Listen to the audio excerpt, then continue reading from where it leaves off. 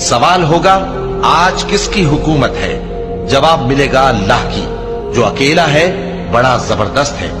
आज के दिन हर शख्स को उसके अमाल का बदला दिया जाएगा।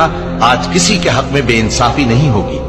बेशक अल्लाह जल्द हिसाब लेने वाला है। और उनको करीब आने वाले दिन से डराओ जबकि दिल गम से भरकर गलों तक आ रहे होंगे। जालिमों का कोई दोस्त नहीं होगा और न कोई सिफारिशी जिसकी बात कबूल की जाए। जिन लोगों ने हमारी किताब को और जो कुछ हमने पैगंबरों को देकर भेजा उसको झुटलाया, वो अनकरीब मालूम कर लेंगे जबकि उनकी गर्दनों में तौक और जंजीरें होंगी। वो घसीटे जाएंगे यानी खौलते हुए पानी में, फिर आग में झोंक दिए जाएंगे। फिर उनसे कहा जाएगा कि वो कहां हैं जिनको तुम अल्लाह के शरीक बनाते थे, यानी गैरुल्लाह।